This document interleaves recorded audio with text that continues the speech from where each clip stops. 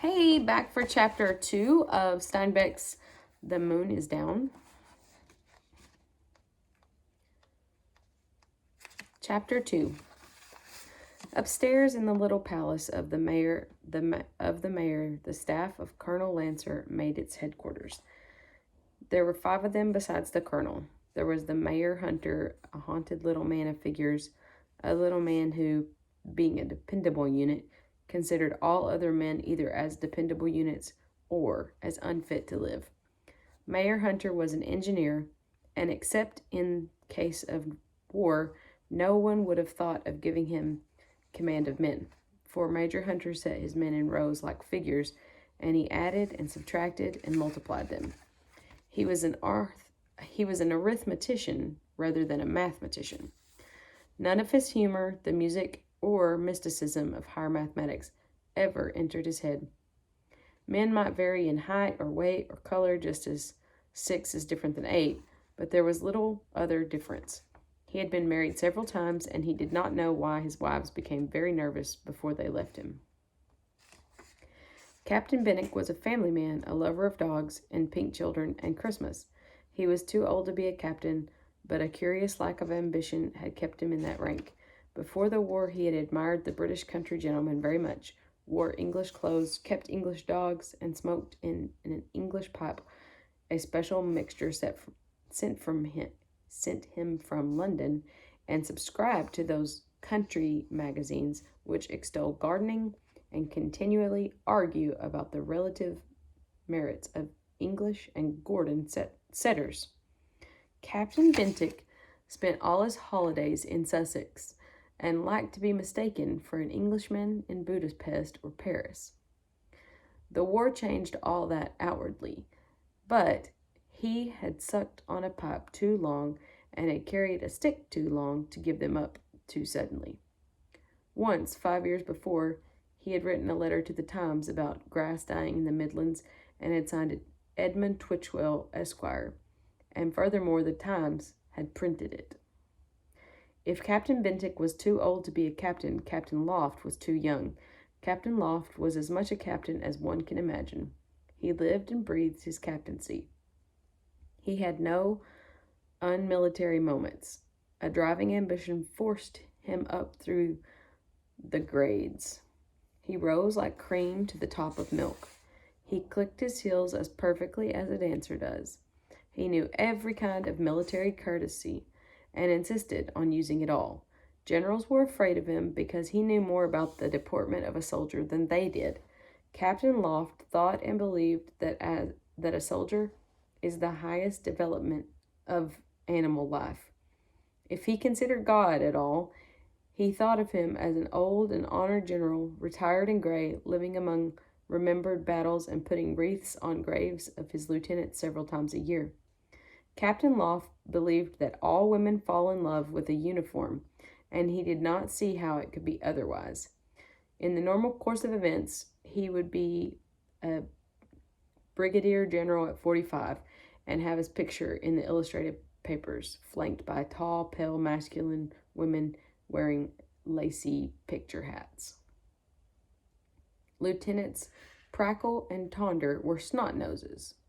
Undergraduates, lieutenants, trained in the politics of the day, believing the great new system invented by a genius so great that they never bothered to verify its results. They were sentimental young men, given to tears and to furies. Lieutenant Prackle carried a lock of hair in the back of his watch, wrapped in a bit of blue satin, and the hair was constantly getting loose and clogging the balance wheel so that he wore a wrist watch for telling time. Prackle was a dancing partner, a gay young man who nevertheless could scowl like the leader, could brood like the leader. He hated degenerate art and had destroyed several canvases with his own hands. In cabarets, he sometimes made pencil sketches of his companions, which were so good that he had often been told that he should have been an artist. Prackle had several blonde sisters of whom he was so proud that he had on occasion caused a commotion when he thought that they had been insulted. The sisters were a little disturbed about it because they were afraid someone might set out to prove the insults, which would not have been hard to do. Lieutenant Prackle spent nearly all of his time off duty daydreaming about seducing Lieutenant Tonder's blonde sister, a buxom girl who loved to be seduced by older men, who did not muss her hair as Lieutenant Prackle did. Lieutenant Tonder was a poet, a bitter poet, who dreamed of perfect, ideal love of elevated young men for poor girls. Tonder was a dark romantic with a vision as wide as his experience. He sometimes spoke blank verse under his breath to imaginary dark women. He longed for death on the battlefield, with weeping parents in the background, and the leader, brave but sad in the presence of dying youth. He imagined his death very often, lighted by a fair setting sun which glinted on broken military equipment, his men standing silently around him with heads sunk low as over a fat cloud galloped by the Valkyries, big-breasted mothers and mistresses in one, while Wagnerian thunder crashed in the background. And he even had his own dying words ready. These were the men of the staff, each one playing war as the children play. Run, sheep, run. Major Hunter thought of war as an arithmetical job to be done so that he could get back to his fireplace. Captain Loff as the proper career of a properly brought-up young man, and Lieutenants Prackle and Tonder as a dreamlike thing in which nothing was very real, and their war so far had been play, fine weapons and fine planning against unarmed, planeless enemies. They had lost no fights and suffered little hurt. They were, under pressure, capable of cowardice or courage, and as everyone is. Of them all, only Colonel Lancer knew what war really is in the long run. Lancer had been in Belgium and France 20 years before, and he tried not to think of what he knew.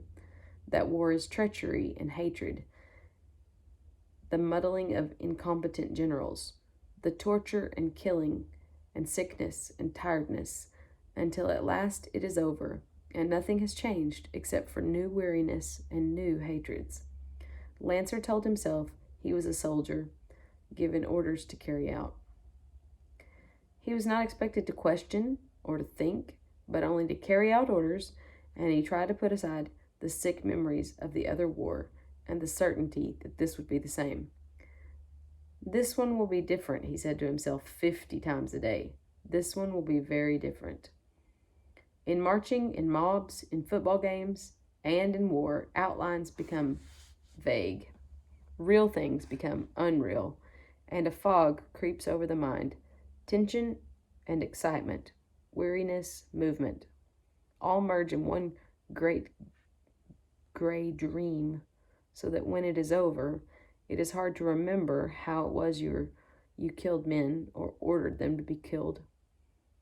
Then the other people who were not there tell you what it was like, and you say vaguely, yes, I guess that's how it was.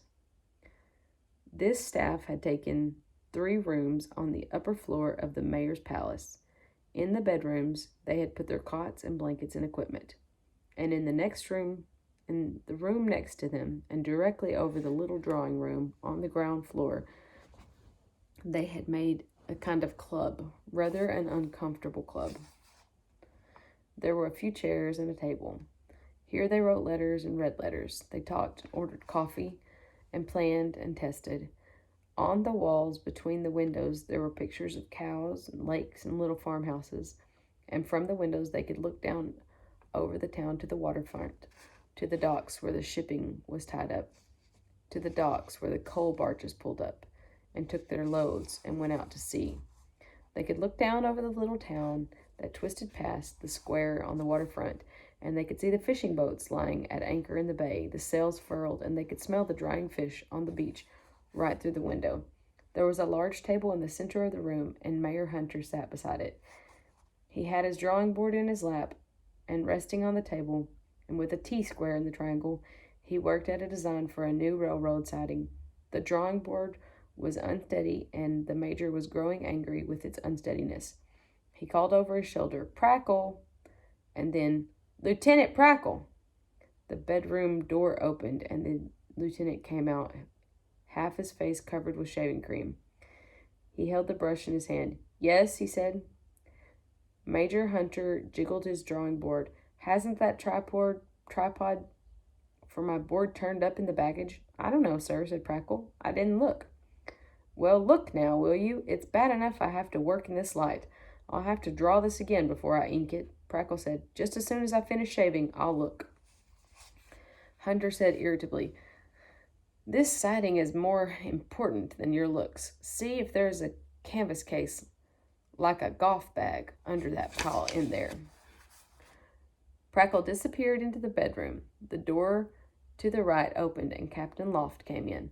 He wore his helmet, a pair of field glasses, sidearm, and various little leather cases strung all over him. He began to remove his equipment as soon as he entered. "You know, that Bentinck's crazy," he said.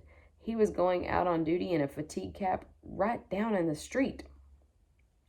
Loft put his field glasses on the table and took off his helmet and his gas mask bag. A little pile of equipment began to heap up on the table. Hunter said, "Don't leave that stuff there. I have to work here." "Why shouldn't he wear a cap? There hasn't been any trouble. I get sick of these tin things. They're heavy and you can't see." Loft said primly, "It's bad practice to leave it off. It's bad for the people here. We must maintain a military standard in alertness and never vary it. We'll just invite trouble if we don't." "What makes you think so?" Hunter asked. Loft drew himself up a little bit. His mouth thinned with uncertainty. Sooner or later, everyone wanted to punch Loft in the nose for his sureness about things. He said, "I don't think it. I was paraphrasing Manual X-12 on the Deportment of Occupied Countries. It is very carefully worked out." He began to say "you" and then exchange it to "everybody should read X-12 very closely." Hunter said, "I wonder whether the man who wrote it was ever in an occupied country. These people are harmless enough. They seem to be good, obedient people." Prackle came through the door, his face half covered with shaving soap. He carried a brown canvas tube, and behind him came Lieutenant Tonder. "Is this it?" Prackle asked. "Yes, unpack it, will you, and set it up." Prackle and Tonder went to work on the folding tripod and tested it and put it near Hunter. The major screwed his board to it, tilted it right and left, and finally settled gruntingly behind it. Captain Loft said, "Do you know that you have soap on your face, Lieutenant?" "Yes, sir," Prackle said. "I was shaving when the mayor asked me to go get the tripod." "Well, you had better go get it off," Loft said. "The colonel might see you." "Oh, he wouldn't mind. He doesn't care about things like that." Tonder was looking over Hunter's shoulder as he worked. Loft said, "Well, he may not, but it doesn't look right." Prackle took the handkerchief and rubbed the soap from his cheek. Tonder pointed to a little drawing on the corner of the mayor's board. "That's a nice-looking bridge, Mayor, but where in the world are we going to build a bridge?" Hunter looked down at the drawing over his shoulder at Tonder. "Huh? Oh, that isn't any bridge we're going to build. Up here is the work drawing. What are you doing with the bridge, then?" Hunter seemed a little embarrassed. "Well, you know, in my backyard at home, I've got a model railroad line. I was going to build a bridge, a little creek for it. Bought the line right down to the creek, but I never got the bridge built. I thought I'd kind of work it out while I was away." Lieutenant Prackle took a pocket from a folded page, and he unfolded it and held it up and looked at it. It was a picture of a girl, all legs and dress and eyelashes, and a well-developed blonde in a black open-work stockings and a low bodice. And this particular blonde peeped over a black lace fan. Lieutenant Prackle held her up and said, "Isn't she something?" Lieutenant Tonder looked critically at the picture and said, "I don't like her." "What don't you like about her?" "I just don't like her," said Tonder. "What do you want her picture for?" Prackle said, "Because I do like her, and I bet you do too." "I do not," said Tonder.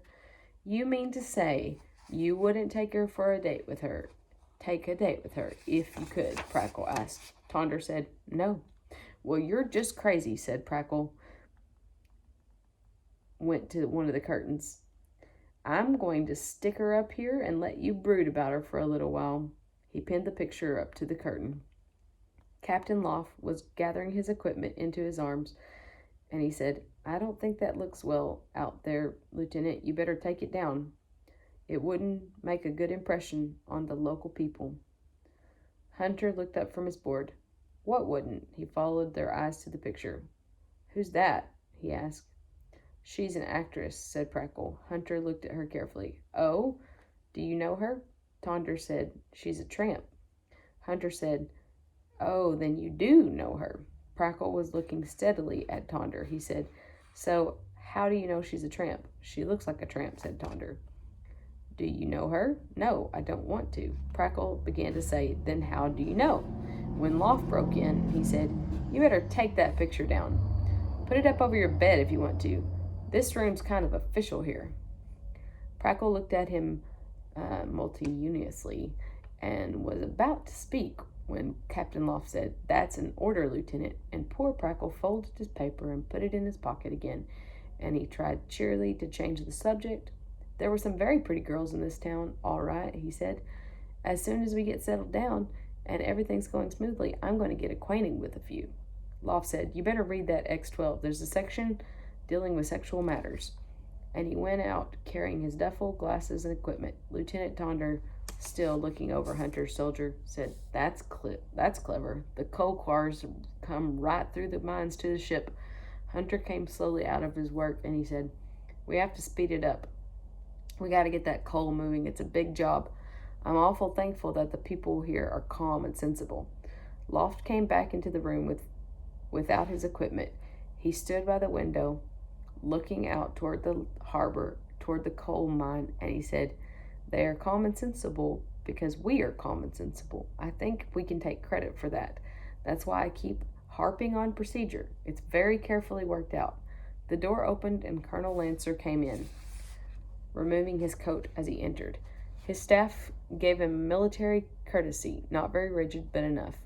Lancer said, "Captain Loft, will you go down and relieve Bentinck? He isn't feeling well. He says he's dizzy." "Yes, sir," said Loft. "May I suggest that I only recently came off duty?" Lancer inspected him closely. "I hope you don't mind going, Captain." "Not at all, sir. I just mention it for the record." Lancer relaxed and chuckled. "You mean like to be mentioned in reports, don't you? You like to be mentioned in reports, don't you?" "It does no harm, sir.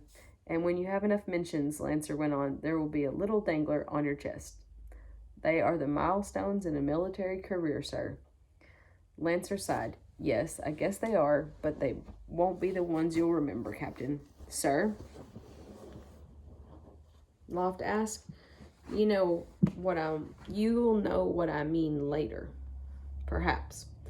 Captain Loft put his equipment on rapidly. "Yes, sir," he said, and went out, and his footsteps clattered on the wooden stairs, and Lancer watched him go with a little amusement.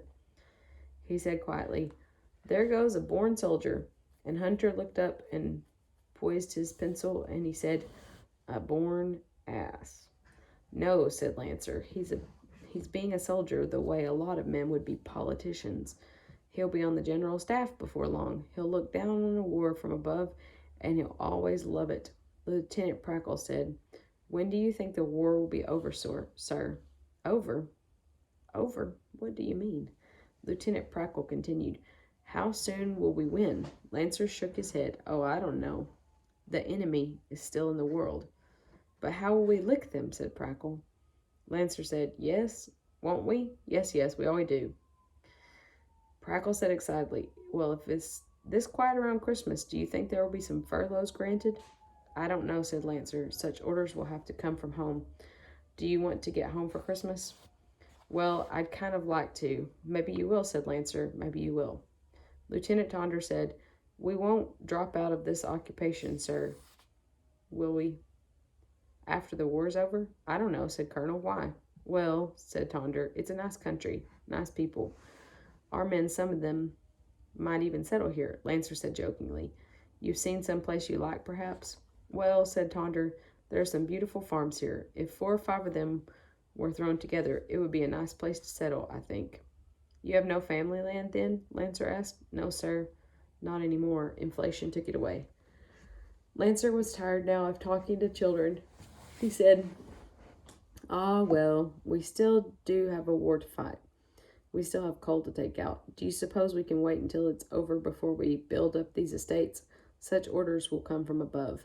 Captain Loft can tell you that. His manner changed. He said, Hunter, your steel will be in tomorrow. You can get your tracks started this week. There was a knock at the door, and a sentry put his head in. He said, Mr. Correll wishes to see you, sir. Send him in, said the colonel. And he said to the others, This is the man who did the preliminary work here. We might have some trouble with him. Did he do a good job? Tonder asked. Yes, he did, and he won't be popular with the people here. I wonder whether he will be popular with us. He deserves credit, certainly, Tonder said. Yes, Lancer said, and don't think he won't claim it. Correll came in, rubbing his hands. He radiated goodwill and good fellowship. He was dressed still in his black business suit, but on his head there was a patch of white bandage stuck to his hair with a cross of adhesive tape. He advanced to the center of the room and said, Good morning, Colonel. I should have called yesterday after the trouble downstairs, but I knew how busy you would be. The colonel said, Good morning, and then with a circular gesture of his hand, This is my staff, Mr. Correll. Fine boys, said Correll. They did a good job. Well, I tried to prepare them well. Hunter looked down at his board, and he took out an inking pen and dipped it and began to ink his drawing. Lancer said, You did very well. I wish you hadn't killed those 6 men, though. I wish their soldiers hadn't come back. Correll spread his hands, and he said comfortably, 6 men is a small loss for a town this size, with a coal mine, too. Lancer said sternly, I am not averse to killing people, if that finishes it, but sometimes it's better not to. Correll had been studying the officers. He looked sideways at the lieutenants, and he said, Could we perhaps talk alone, Colonel? Yes, if you wish. Lieutenant Preckle and Tonder, will you go to your room, please? And then Colonel said to Correll, Major Hunter is working. He doesn't hear anything when he's working. Hunter looked up from his board and smiled quietly and then looked down again. The young lieutenants left the room, and when they were gone, Lancer said, Well, here we are. Won't you sit down? Thank you, sir, said Correll, and sat down behind the table. Lancer looked at the bandage on Correll's head. He said bluntly, Have they tried to kill you already? Correll felt the bandage with his fingers. This? Oh, this was just a stone that fell from the cliff in the hill this morning. You're sure it wasn't thrown? What do you mean? Correll asked. These aren't fierce people. They haven't had a war for 100 years. They've forgotten about fighting. Well, you've lived among them, said the colonel. You ought to know. He stepped close to Correll. But if you are safe, these people are different from any in the world. I've helped to occupy countries before. I was in Belgium 20 years ago, and in France. He shook his head a little as though to clear it, and then he said gruffly, You did a good job. We thank you. I mentioned your work in my report. Thank you, sir, said Correll. I did my best. Lancer said, a little wearily, Well, sir, now what shall we do? Would you like to go back to the capital? We can put you on a coal barge if you're in a hurry, or on a destroyer if you wait. Correll said, No, I don't want to go back. I'll stay here. Lancer studied this for a moment, and he said, You know, I haven't a great many men. I can't give you a very adequate bodyguard. I don't need a bodyguard. I tell you, these aren't violent people. Lancer looked at the bandage for a moment. Hunter glanced from his board and remarked, You better start wearing a helmet. He looked down at his work again. Now, Correll moved forward in his chair. I wanted to particularly talk to you, Colonel. I thought I might help with the civil administration. Lancer turned on his heel and walked to the window and looked out. And then he swung around and said quietly, What do you have in mind? Well, you must have a civil authority you can trust, and I thought perhaps that Mayor Odin might step down now, and well, if I were to take over his office, it and the military would work very nicely together. Lancer's eyes seemed to grow large and bright. He came close to Correll and spoke sharply. Have you mentioned this in your report? Correll said, Well, yes, naturally, in my analysis. Lancer interrupted. Have you talked to any of the townspeople since we have arrived, outside of the mayor, that is? Well, no. You see, they are a bit startled. They didn't expect it, he chuckled. No, sir, they didn't expect it. But Lancer pressed his point. So you don't really know what's going on in their minds. Why, they're startled, said Carell. They're almost dreaming. You don't know what they think of you? Lancer asked. I have many friends here. I know everyone. Did anyone buy anything in your store this morning? Well, of course business is at a standstill, Carell answered. No one's buying anything. Lancer relaxed suddenly. He went to a chair and sat down and crossed his legs. He said quietly, Yours is a difficult and brave branch of the service. It should be greatly rewarded. Thank you, sir. You will have their hatred in time, said the colonel. I can stand that, sir. They are the enemy. Now Lancer hesitated a long moment before he spoke, and then he said softly, You will not even have our respect. Carell jumped to his feet. That is contrary to the leader's words, he said. The leader said that all the branches are equally honorable. Lancer went on very quietly. I hope the leader knows. I hope he can read minds of the soldiers. And then, almost compassionately, he said, You should be greatly rewarded. For a moment, he said quietly, and then he pulled himself together. Now, we must come to exactness. I am in charge here. My job is to get coal out. To do that, I must maintain order and discipline. And to do that, I must know what is in the minds of the people. I must anticipate revolt. Do you understand that? Well, I can find out as what you wish to know, sir. As mayor here, I will be very effective, said Carell. Lancer shook his head. I have no orders about this. I must use my own judgment.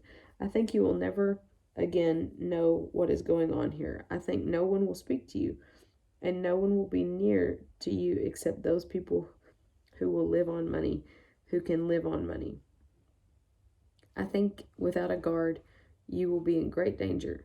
It will please me if you go back to the capital, there to be rewarded for your fine work. But it's my place here, sir, said Carell. I have my place. It is all in my report. Lancer went on as though he had not heard. Mayor Orden is more than a mayor, he said. He is the people. He knows what they are doing, thinking without asking, because he will know what they think. By watching him, I will know them. He must stay. That is my judgment. Carell said, My work, sir, merits better treatment than being sent away. Yes, it does, Lancer said slowly. But to the larger work, I think you are only a detriment now. If you are not hated yet, you will be. In any little revolt, you will be the first to be killed. I think I will suggest that you go back. Carell said stiffly, You will, of course, permit me to wait for a reply to my report to the capital? Oh, yes, of course. But I shall recommend that you go back for your own safety. Frankly, Mr. Carell, you have no value here. But, well, there must be other plans and other countries. Perhaps you will go now to some new town in some new country. You will win new confidence in a new field. You may be given a larger town, even a city, greater responsibility. I think I will recommend you highly for your work here. Carell's eyes were shining with gratification. Thank you, sir, he said. I've worked hard. Perhaps you are right. But you must permit me to wait for the reply from the capital.